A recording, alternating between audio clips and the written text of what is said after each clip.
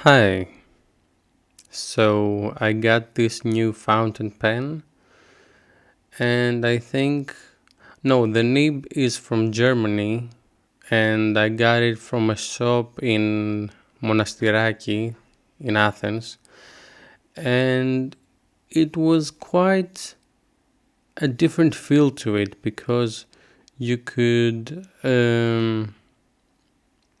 define the pressure.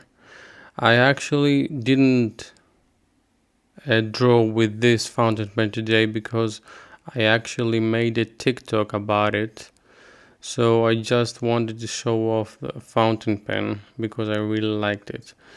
And I just continued with just doing the normal stuff with my Unipin fine line pen.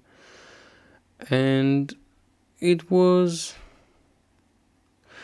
when I have obsessive ideas in my mind, and there are times where I do feel kind of exhausted, and when I do feel exhausted, that's when some of these obsessive ideas creep in, and they do affect the way I draw.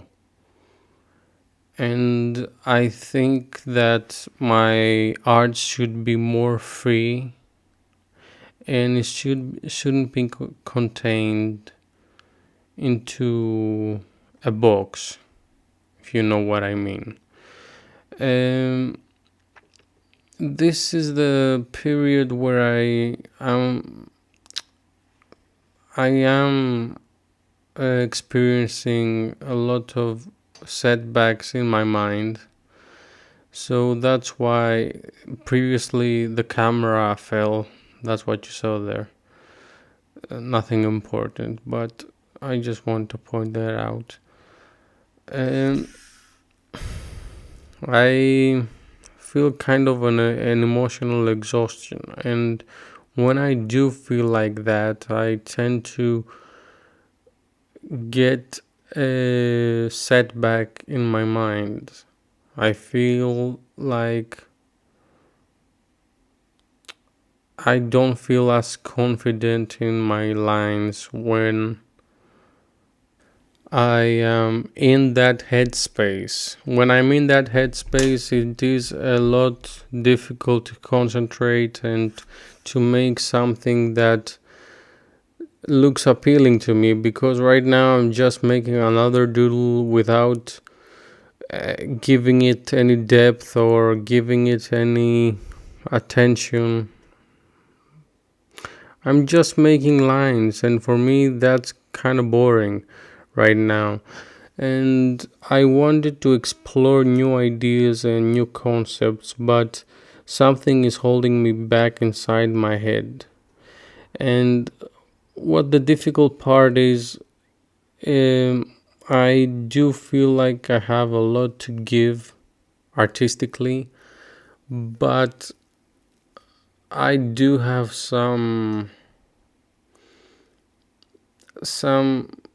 aspect of low self-esteem that creeps in when I'm drawing, that says I'm not good enough to draw, or I don't deserve to draw as good as I do. Or it's a weird feeling. I can't explain it because it is like a inner struggle that I've been going through a lot lately. At one time in my life, at one point in my life, I didn't care about that, but now I do. I do feel like I do feel like sometimes I feel I don't know why to start comparing myself with other artists, which is very wrong, and I just compare myself to, I don't know how I got to the point where I am now, because I am self-taught. And when I hear people and art teachers putting things into little boxes like how to draw an eye, how to draw, I don't know, an eyebrow.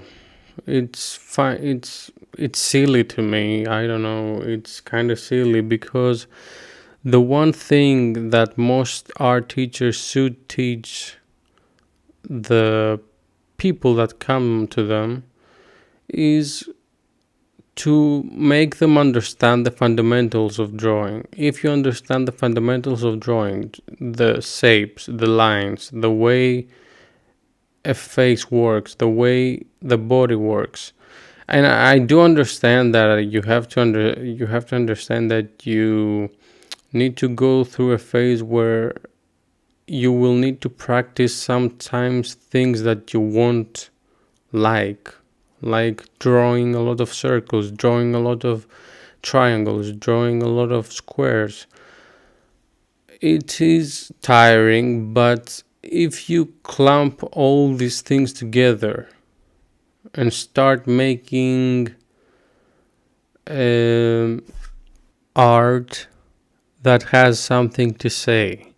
So when I'm talking about drawing a lot of shapes and lines, I'm speaking about learning the fundamentals and growing each day by experimenting, because experimentation goes makes you go to another level. Because if you keep experimenting, like if I try this, if I try that, like you learn new things. And I actually was joking before, I did use this fountain pen and it had a different feel to it, but it was nice. But I will keep saying what I was trying to say is, I think teachers should learn to go with the pace of each person.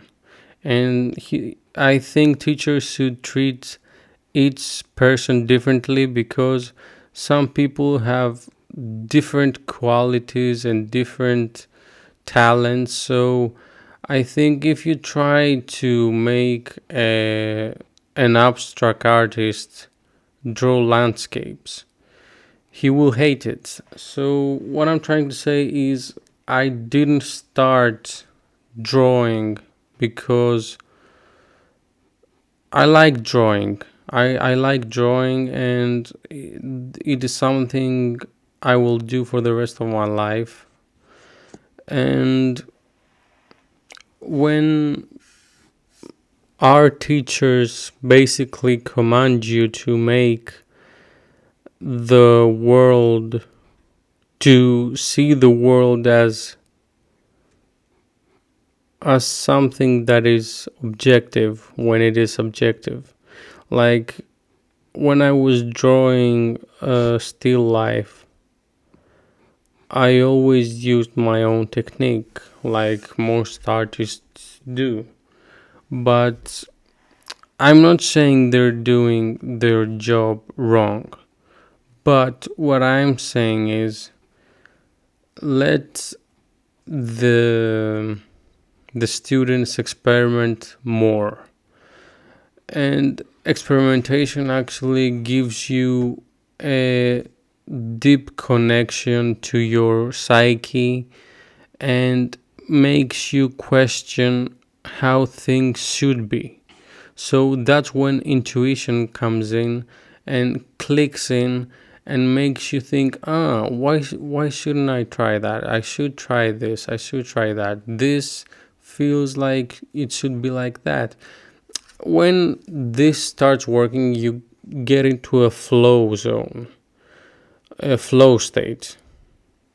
And this flow state is difficult to attain, I will say that.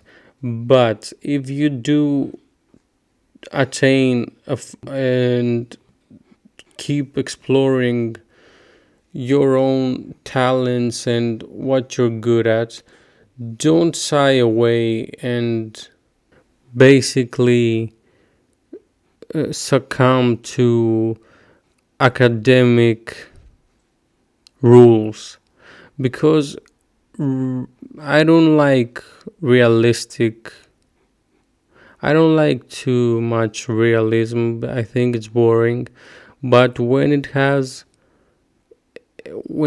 surreal or it's realism combined with surrealistic components, that is more fun.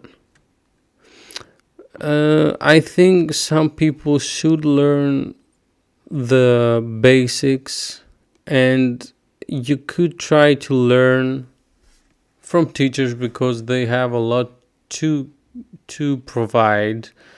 But I would say experiment, because experimentation is the fundamental way to find your own style, because